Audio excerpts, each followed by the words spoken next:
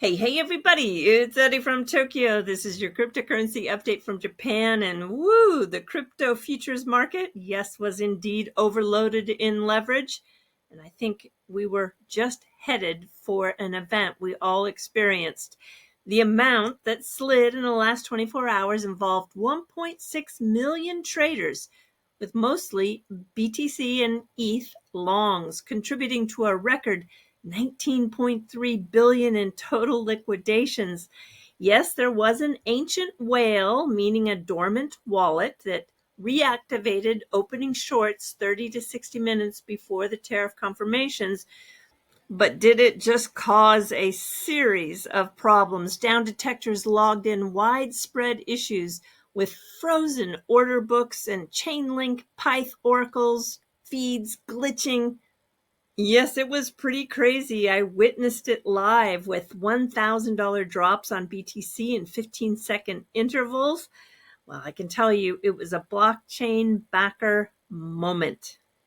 XRP crashed 40% before recovering in its biggest one-day drop, driving that price as low as $1.64. Actually, on CoinMarketCap, I saw $1.60. So there was just so much misinformation on pricing at that moment. I'm sure that bottom price is reflected in many different figures across many different sources. We've had a very slight recovery. The market now sits down about 9.3% with an oversold RSI at 29. It's very low. If you're interested in tracking longs and shorts across the market, I recommend this site here, which is coinglass.com. Here's the top 200 by market cap, and you don't see this very often, but look at the bottom there with Zcash, up 11.8%. Zcash is a privacy coin, and what I want to do is zero in on when the XRP ledger started to explore the zero knowledge proofs or privacy for the XRP ledger. We can go back about 2 years ago, and you can see Mayuka and Anchel doing a video for the Berkeley RDI Center on decentralization and AI. Since then, a lot has changed, and yes, privacy has returned. In a sea of red, we saw Zcash in the green along with Paxos, backed by physical gold.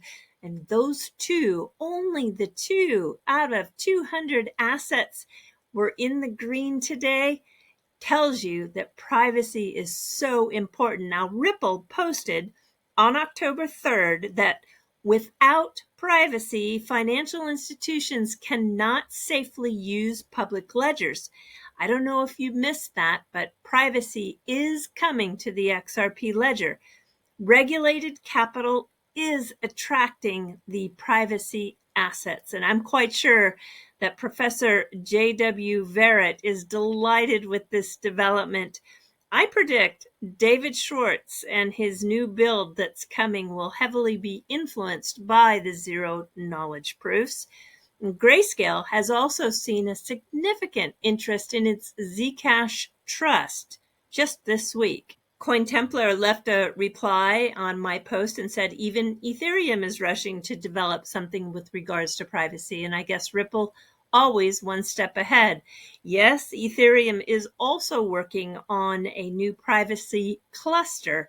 They have a team that is elevating privacy to a core strategic focus and outlining a 3-pillar strategy: private reads, private writes, and private proving. On a day like today, we see privacy standing out. So without privacy, financial institutions cannot safely use the public ledgers. Without accountability, regulators cannot sign off. With programmable privacy, we can have both. In the Ripple Insights post that I'm going to share in the description of this video, he talks about why he joined Ripple and what lies ahead for the XRP ledger, and how the team is building the privacy, scale, and reliability institutions need to move finance on-chain with confidence. I usually don't talk about the same topic in the same week, but I do believe if you've not read this article that's published by the new engineer, Ayo Akinyele, I'm going to just tell you, you want to read it. It's very, very telling and very much important if you are an XRP holder. And checking in with the two precious metals, well, they also are both going up and to the right. Back in May, we heard a rumor that the G7 banks were going to explore a stablecoin. And now, in the last 24 hours, we have confirmation. It comes from BNP Paribas and their press release page.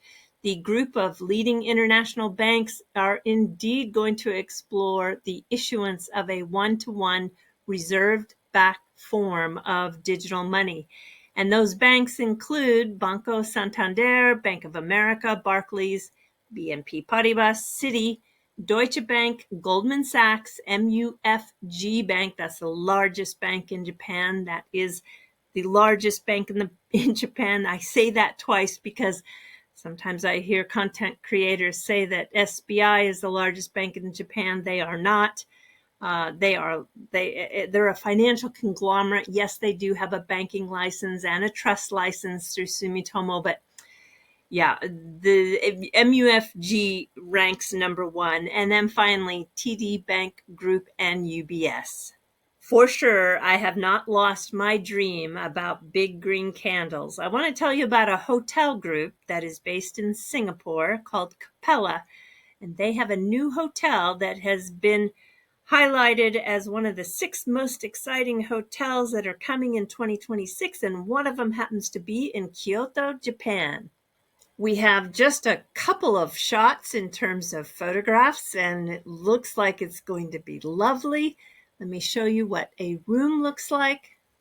It'll be located in the historic Geiko, which is geisha, the way they pronounce it in Kyoto, and Maikosan district of Gion. 89 rooms and suites. The suites have their own private onsen or soaking baths. Oh my gosh, such luxury. There'll be an omakase style dining outlet, which means you just tell the chef a little bit of what you like and let him do his magic.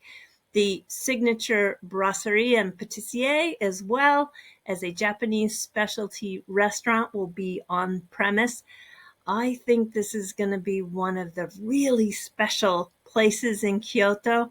And I tell you, I don't need a fancy car and I don't need a lot of things, but I need a weekend at a place like this. All right, everybody. I hope to see you at the Capella Kyoto. Until next time, do take care. Sayonara for now. Bye-bye.